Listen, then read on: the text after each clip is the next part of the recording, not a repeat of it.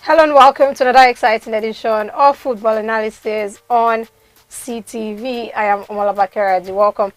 We're going to be talking about all things happening in the world of football as usual. We're talking about the games happening today, the ones that went down yesterday as well, and of course tomorrow fixtures as well. And that's it for basically the better part of the show, right? From Serie A to the La Liga to the Bundesliga, to the Premier League and the Ligue 1 as well. I'm not doing the show alone. Of course, I've got with me Ibrahim Ayobiojo, aka Isbaba. What's me on the show? Number one. It is the pride, which is called the number one. The pride, number one. Nobody else is Isbaba in this world, man. How are you doing? I'm very well. Thanks for asking. How are you? I'm doing good. So looking forward to the Football fixtures. weekend. Marquee games, really. Looking forward to the games. What are you expecting from the game? Before we start talking about them individually, what are you expecting from the games? Excitement, blood rush, goal rush. I want everything. I want nail-biting experience as well. It's football. Football is life. So yeah, I want everything. I want all the old emotions. Minus my team losing. I was about to ask you, are you sure you want all the emotions? Minus my team losing. I don't want that. All right, let's start from the EPL. Yeah, starting with the EPL. Brentford taking on Brighton happened last night, and we had Ivan Toney, the man for Brentford, bringing them back to winning ways. 2-0. It ended in favor of Brentford, and that game.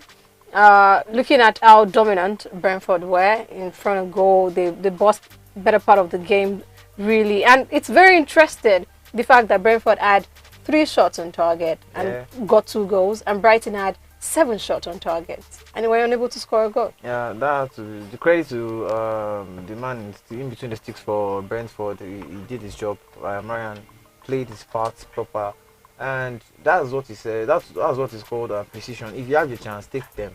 And when you take your chances and you have your defense compact, you are good to go. So I felt that was what happened to Brighton. Brentford yesterday. They learned from the thrashing they got from Newcastle. So they had to keep it tight at the back. And for Brighton, back-to-back games without scoring a goal, and we have known them to be the free scoring side. Is it the tactics of the new manager that is? We don't know. We can't say, but. Kudos to Brentford, kudos to Thomas Frank. His boys are playing good. Kudos to Ivan Toney. Brian Mbeumo as well.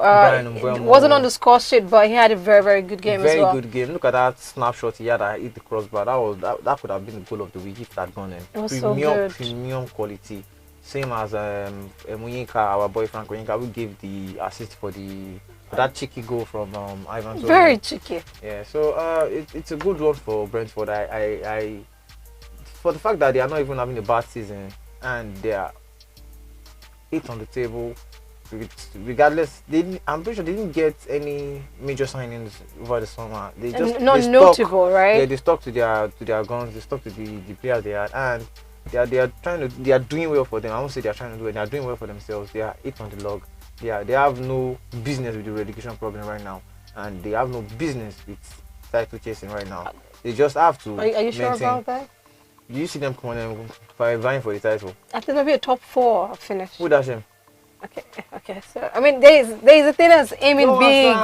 Okay, my bad. Away from that one that happened at the community stadium, let's move over now to the game. We're going to be seeing the first game for today, and it's already ongoing. Leicester City taking on Crystal Palace. This particular game, this particular fixture, talking about the fact that Leicester have been topsy-turvy, which is the reason why they are currently enjoying their time at the bottom of the log right now. Let's look at the lineups really quickly. Danny Ward in goal. We have Castagne, Amate, Fez, and Justin making up a 4-man back line. And you have a very interesting formation here, 4-1-4-1. They are lined up. You have Sumar in the middle of the pack. A bit up top ahead of him, you have Madison, Tillemans, Dewsbury, and Ashley Barnes. Up for Avi Barnes, beg your pardon, up front. And then you have Patson Daka as the lone striker for Leicester City. Let's look at our Crystal Palace. It's set up to be a 4-3-3 too.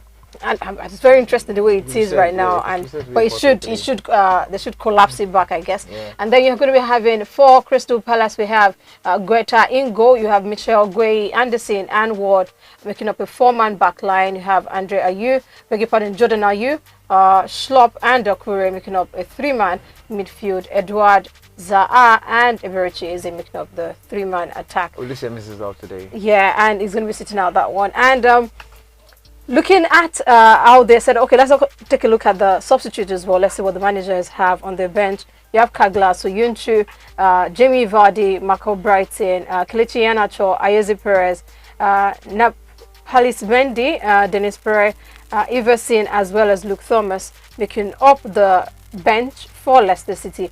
And then for Crystal Palace, you have Milivojevic, Tompkins, Olise, Felipe Mateta, Johnstone, not the City Johnstone, beg your pardon, Sam Johnstone, Ebery, Balma, Ridward, as well as Michael Gordon, making up the bench for Brendan Rodgers and Patrick Vieira right there. This particular game, you should expect. One would think that Leicester City have to get something out of this game at least. Yeah, at least a point, at the least a point. But they are coming up against a Patrick Vieira-led boys. And Patrick Vieira's Crystal Palace, although they are starting on the log, does not replicate how much football they have been playing this season. They have been playing quite very good games. Quite good football. But the fact that they find themselves in bottom of the log, not like down, but they are part of the top bottom 5. 10, yeah. Yeah. So and Leicester, they have not been having the season they were supposed to have. Last game against Southampton, they took the lead, and before you say Bournemouth. I beg your pardon, Bournemouth, and before you could say Eddie Howe, they considered 2. So ow, but it is what it is. I don't see Brendan Rodgers lasting to the end of this month and to the end of December if this form continues. Although we have been saying it, that we all know that it is the form, it is the fault of the club, the hierarchy of the club as a whole, for not getting him replacement and just reinforcing the squad. Yeah. And indeed he's out again injured. Although he's not been informed, he's out injured. So the formation they use, the 4-3-3, that can easily be collapsed back to a 4-5-1. It's just to contain the kind of pressure they're going to get from both Wilfred Zaha as well as Eze, and Eze. The fact that Patrick Vieira decided to bench Miguel Olise, I feel something is up. I feel that that's going to be his joker, because that boy is going to drift and shimmy past them. But we're going to see how it goes, because Leicester too are not trying to rest on their horse. They started passing. And the thing is, for me, it's very interesting.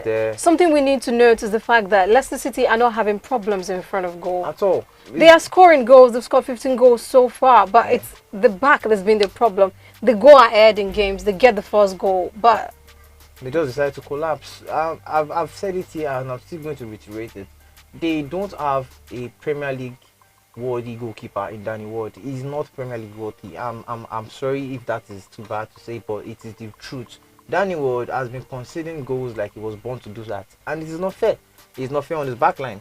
Even though we have been saying the backline needs rehabilitation, needs reinforcement to an extent, they are using a very, very aged Johnny Evans, and Johnny Evans can't really run as much as he used to. So he's left to the back, the goalkeeper, to at least mop up whatever the defense fails to do. And we know Danny Ward doesn't even mop anything, doesn't even have any rag to do anything, not talk of mop. So you just concede the water, just take it and drink it in. It's just that bad. I'm just saying.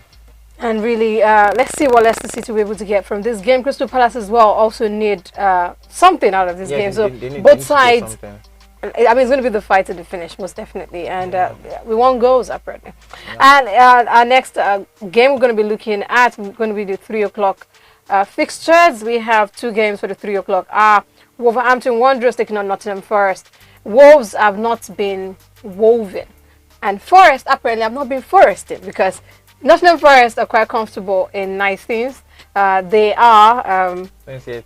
No, as it stands. Okay, that's only because Leicester is in action right now, right? But they were seated at 19th point spot, so which is, I mean, Leicester were on 4 points, Forest were on 5, so no much difference between both sides. Difference. For Wolves, same story really. They're just a point ahead of. Bottom 3. Yeah, they're just a point ahead of Nottingham Forest going into this game. And we also hear about the fact that Wolves are looking to get their former manager back, Nuno Espirito Santos. For this game, this is also another game where both sides need something. Yeah, they both need something, because this is a do or die affair in this game. It's a 3-pointer. It's a 3-pointer game, not a 1-point thing. Not the point. Let us share 1 point. If they're sharing 1 point, it's more detriment to the both teams. You have to get 3 points at least to move yourself out of the quagmire. The red zone, you know. They are all looking like they are reds, all of them. And I don't know about Wolves. We have known Wolves since their return to the Premier League. They've been playing. They are a very, very different kind of football to what we mostly see, especially under the tutelage of who we just mentioned, Nuno Espirito Santo. He gave them an identity, to say the least, because we know Wolves to be the guys that play the 3-man defense, 5 in the midfield, and 2 runners. Pocket. Yeah, absolutely. Before you are able to get yourself, they are a goal ahead. Even if they are not winning anything, even if they are not getting to the European spot, they were very, very safe in the league. And we can't say that for them like this season. Coming from last season too, it was kind of hard for them, but they've moved that from into the season, and now it's looking bad for them. They didn't lose any player, if you ask me. They had quality players still. Raul Jimenez was injured, got back, started firing, and he's off form right now. They got Diego Costa to support him. Same thing. Ruben Neves is still there. But they lost Conor Cody, so we have to mention that. Okay, that facts to that. They lost their main man at the back. They are out of the defense, Conor Cody. But that does not mean they can't find another replacement in the heart. Let them find somebody else to replace him there. Even though upon still is meant to be their main man, you can find somebody else to take the spot. Because at the end of the day, he decided to leave. It was not as if the club forced him to go. No. Yeah, so if he was ready to go, even before he was ready to go, you are supposed to have a replacement. But still, I am not in charge of the Wolves national football team. But I feel the position they find themselves in is based on how much they have been unable to score and how much goals they are leaking in, and they need to fix that as soon as possible. And now they're coming up against a struggling Forest. This is a game for them to win. This is a game for Diego Costa to get his debut goal for them. If he doesn't get his debut goal for them, he might get it next time. But if they don't get all 3 points from this game, it's going to be looking like, whoa, Wolves going to be relegated. This is because it's going to be looking like, these guys are not here to get themselves up on the table, because they are coming up against the 23-man team. That's what I like to call them. They're coming up against the 23-man team, and based on Nottingham's Forest last game, I'm seeing improvements, even though they didn't get all points, all maximum points. I'm seeing improvements in the fact that the 23 boys are already like getting to know each other as much as possible. That is why I felt Miranike's gave Steve Cooper that extension that, bro, I believe in you. You brought us here last season, even after we were suffering in the league, in the championship. You brought we were able to lead the championship, get into the Premier League, and it is based on me that we have 23 new boys. And I know it's not going to be easy. I'm still going to believe in you to continue. Stick with you basically to get us out of this spot that we found ourselves. Let's see what's going to happen between both teams. It's surely a game to watch. Absolutely, it's the relegation battle for me. Let's see who's going to be staying on in the Premier League, or who's going to be getting back, or perhaps returning to the Championship. Another 3 p.m.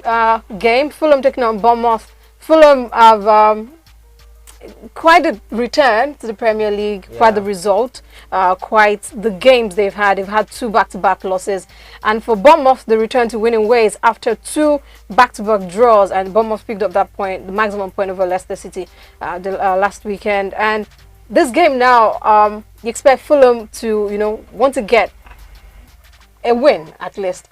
Bournemouth would want to get another win. So what should we expect in this game? Fair feisty game.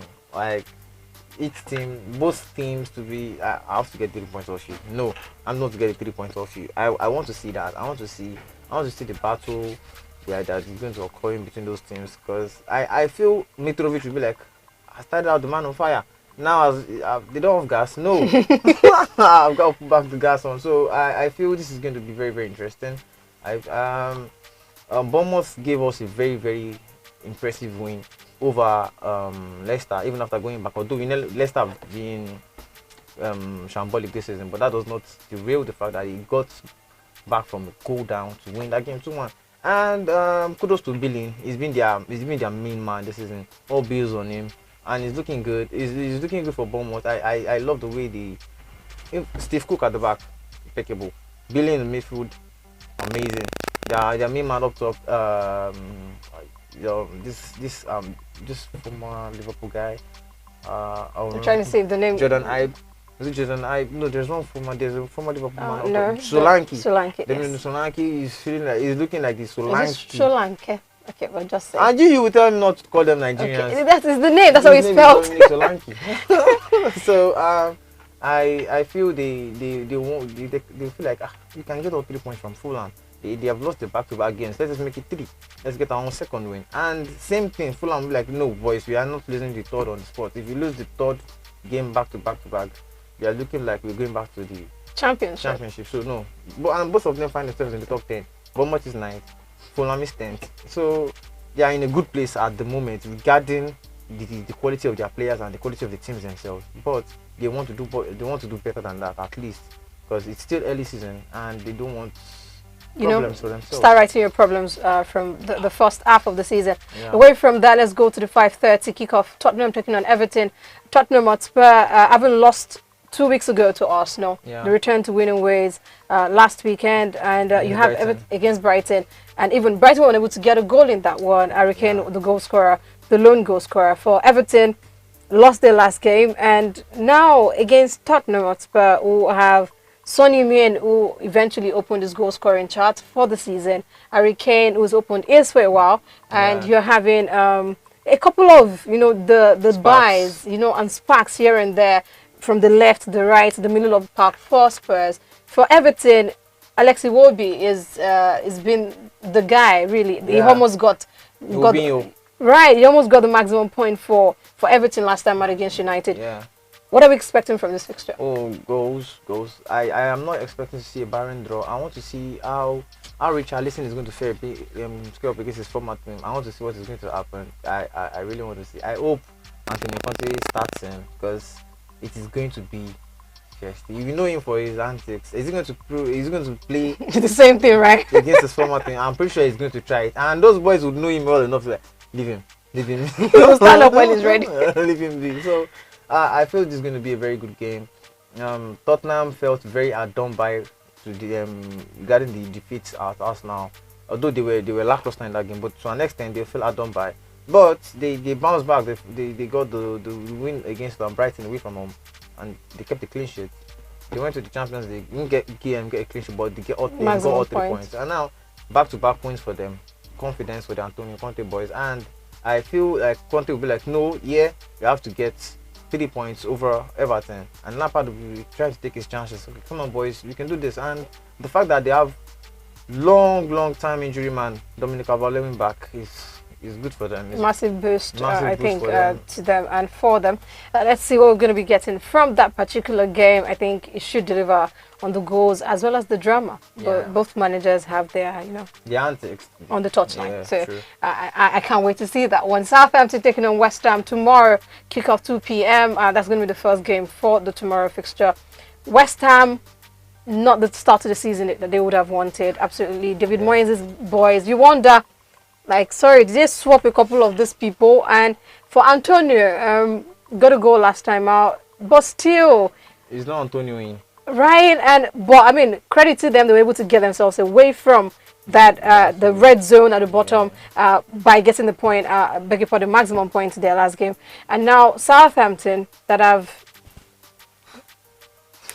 don't have words, apparently. Southampton have had 4 back-to-back defeats. Very interesting, I should say the very least. And it's also the fact that they score so little, but shipping quite a lot. Yeah. So what are we expecting from this fixture? Southampton should want to get, why make it 5 defeats in a row? I feel they are going to get their 5th defeat, because we started out with the come on, let me explain. We started out with the fact that West Ham didn't start the season perfectly. They started the season on the. We were like, is this West Ham or Am West? So we just had to just wait for them and see how they were going to improve. And they started to do that. Look at, they have back-to-back wins in the league. Their conference league games, they beat Anderlecht both home and away. That is 4 wins on the strokes for them. They are going to try to make, this is the game of the fifth. Are you going to get your 5th win? Are you going to get your 5th loss? And I feel they are going to get their own 5th win. Whereas Southampton get their 5th loss. But it is football and it can happen. It's very rough. Arsenal too is unpredictable. I've always said it here. I still don't see how is Southampton's manager. Southampton doesn't feel like they want to improve on their team, on their pedigree, on anything. They just feel like, okay, let's just keep playing in the Premier League. We get TV rights money. Yeah, we are okay with standard. Look, boys, come on, improve. Europe as in like the governing body of Europe has started, okay, they have said, okay, let us help people.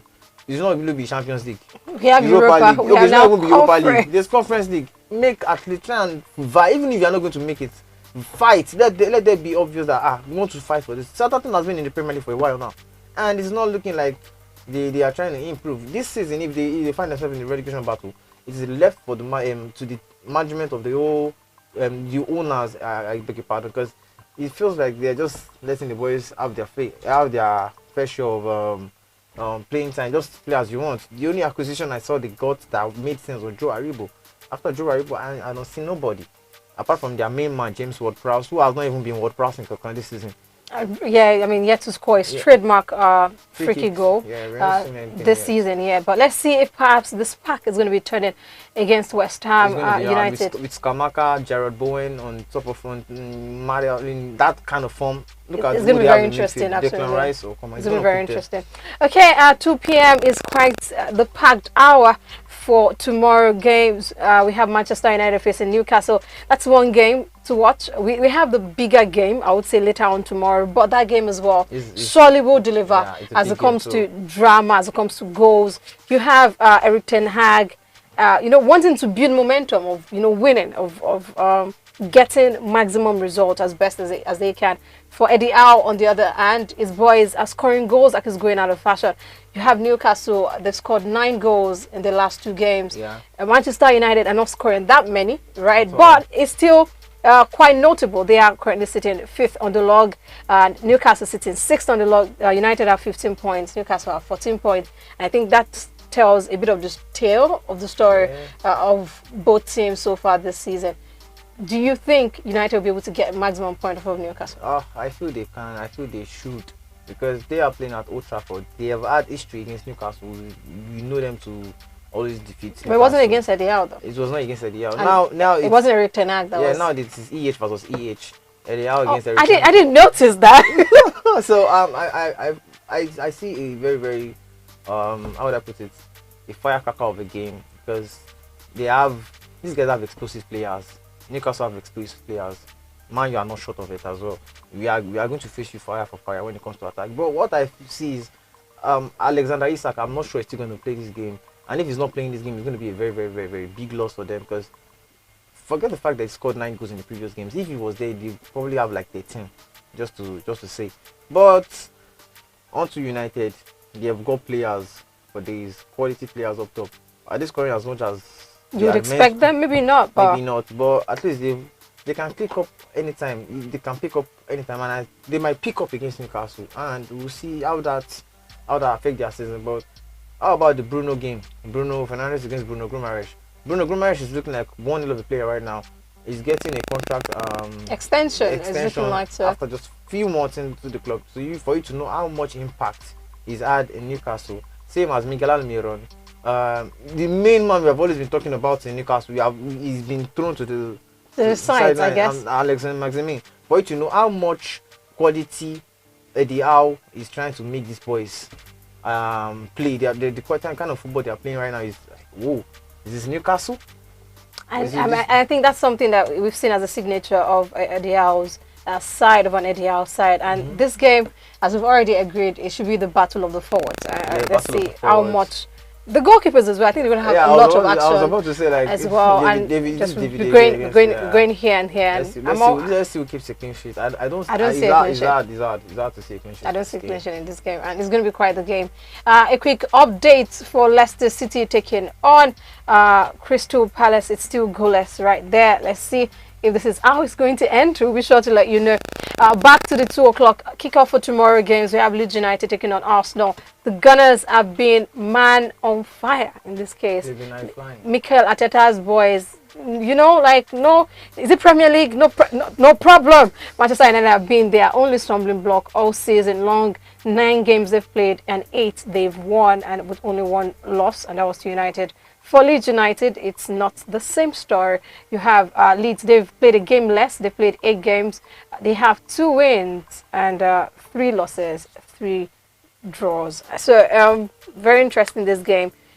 On paper, based off of form, based off of momentum, you should expect that Arsenal should get the better of Leeds United this game. Yeah, but it is football, and it's a match. Boys are playing good football.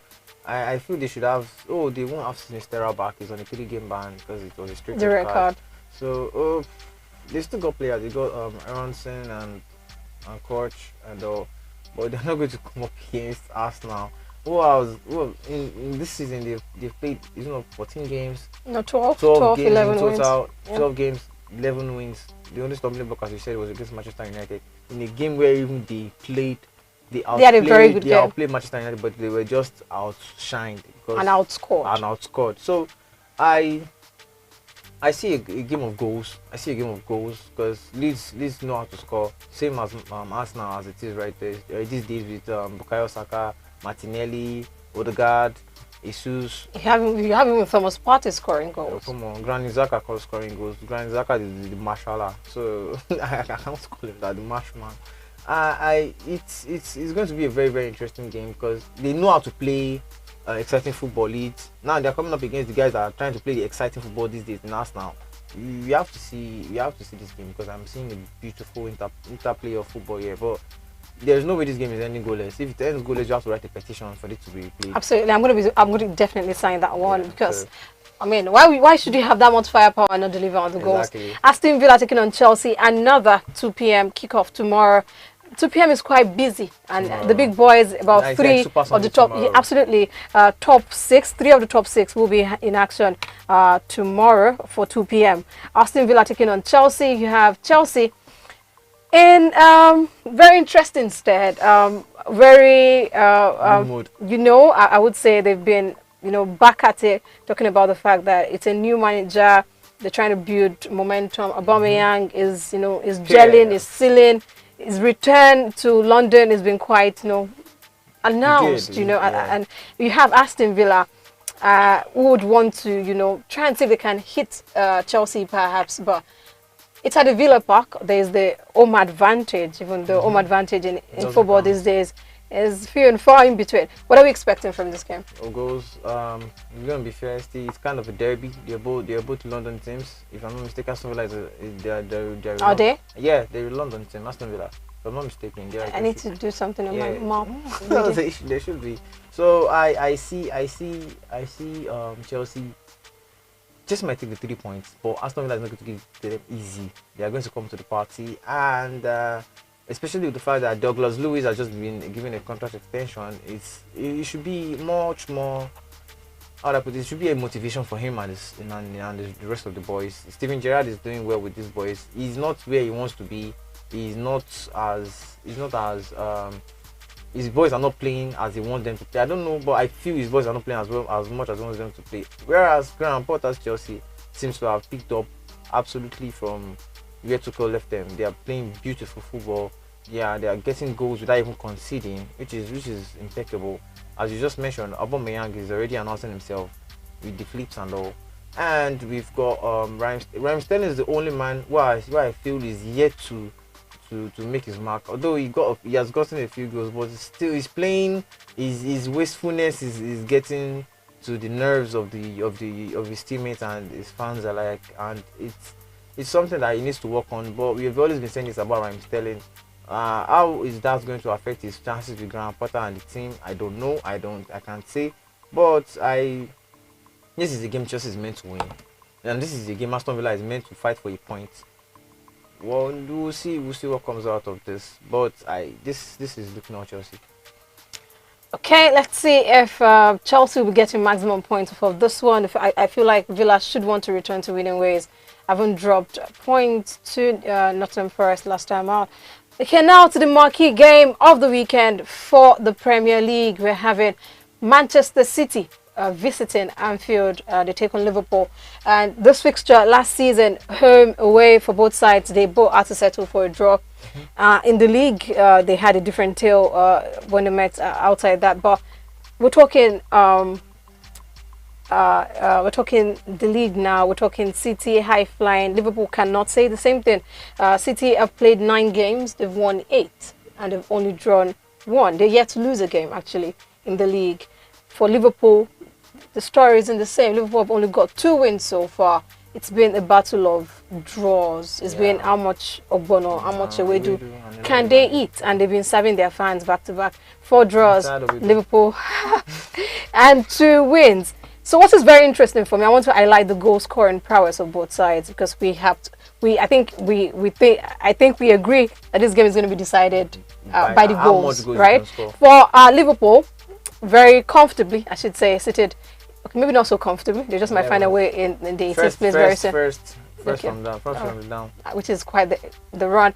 20 goals they have scored and 12 goals they have conceded. For Manchester City, 33 goals they have scored and 9 goals they have conceded. Wow. I intentionally highlighted that 33 because we have one man. 53 goals in between the two teams. Right, which is quite the number, the firepower. Yeah. You have Erling Haaland with 15 goals up top for Manchester City. You have Phil Foden as well on the log for talking about the top 5 goal scorers in so it's very interesting when you're having just 2 players combining to score 21 goals out of the 33 the entire squad have scored. There's Kevin De Bruyne also there. There is Nice is just on 1 goal. There's just a lot going on up front everyone has scored. I think Edison needs to score. Perhaps maybe he's going to get his goal in this game. Don't let me change it for you. I'm just saying for Liverpool, Mohamed Salah has not taken to the league as he normally would. Yes. Right, and Roberto Firmino has been Liverpool's saving grace in the league at least. Mo has quite a bit of goals.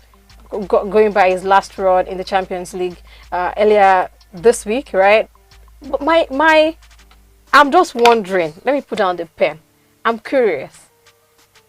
Liverpool, based off of how they've started the season. Manchester City, based off of how they've started the season. We should, without gainsaying anything, City should take this one. Yeah, City should take this one 100%. But this game, me and you both know that if Man City were on a 500 game win streak and Liverpool were on a 600 game loss streak, it doesn't really count, because it is Jurgen Klopp against Pep Guardiola. These guys have something against each other, although it is as friendly. They have a bromance. Yeah, they have a bromance. Yeah, they have a bromance. But when it comes to this is like they play chess against themselves. Like, no, I'm beating you today. No, you're not beating me today. Last season, Liverpool were high flying. They were everywhere. They every final they were in. They were in every final. They were playing Strasbourg kind of football. They lost the league by just a point, if I was not mistaken. To the same City. To the same Manchester City. So, and they faced each other last season. They could not get the better of each other. Is that going to transcend into the same season? It is hard to say, because now, last season they were both using false 9. 2 of them, no traditional man up top for them. But this season, they both decided to get number 9s, Erling Haaland and Darwin Núñez. Erling Haaland seems to get the one that started proper, because he's on 15 goals, as you just mentioned. He's on an amazing form right now. And Darwin Núñez just seems to be picking up his own pace. He's got back-to-back goals. He's got 4 goals in his last 5 starts for Liverpool, which is not bad if you ask me. But he's definitely going to be overshadowed by someone who's got 15 goals in like 8 games. And that does not. And a couple of hat-tricks thrown in just for taste. Sprinkled in. It's not as if he's doing bad, but the fact that would I call it the price tag or the comparison between both of them made it look like Darwin Núñez was nothing in this season, whereas he's been doing his own bit. And it's also very important to note that Darwin Núñez is yet to score at Anfield for Liverpool. So is this going to be the game? It's quite the question, and I think a lot of us would want to know how that particular game is going to go down. And Elena on his own has actually scored at Anfield, but not for Manchester City, for RB's Salzburg. Right, and I'm looking forward to seeing the kind of drama this particular game is going to throw at us. And I think we've agreed that it's going to be a battle of the forwards. Let's see what both managers can. I just don't want Mo Salah should be hugging the sideline. I don't want it happening. Jurgen Klopp, I called you this morning, you didn't pick up my call. I'm going to call you again after this show. Make sure Darwin Núñez, Diogo Jota, and Mohamed Salah are like, if possible, hugging each other in the middle. Let them face Ederson Moraes. Come on.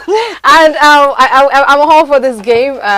This fixture always delivers on the results, it delivers on the goals, delivers on the drama. A lot of talking points. Last season we had Mohamed Salah scoring 2 very interesting goals against Manchester City. You had Kevin De Bruyne bossing the game against Liverpool as well. I have something. It was the architect of the City's 2 goals, and it was just end-to-end action. The game should have gotten more than 4 goals, even though I think both managers would have, okay, we tried, we go again, right? But and on this stage you just said, I just got a little bit of a pang in my heart, like fear, just a bit, because truly last season it was the KDB show with the Mo Salah show, but right now KDB is not the only one on fire for Manchester City. You have KDB, Phil Foden, and Erling Haaland. Whereas in Liverpool, the only person that has been on fire is Luis Diaz and Bobby Firmino. Unfortunately, Luis Diaz is out, so we only have Bobby Firmino to play with. Well, can we say Salah is back on form in that 6-minute hat-trick? You can't say it was against Rangers, but it was not because of it was against Rangers. There were 3 quality goals. So, and you had Diogo Jota as well with 3 and hat-trick of assists. So. Especially the second assist, I loved it. I feel that should lift them, like their confidence a little bit. Klopp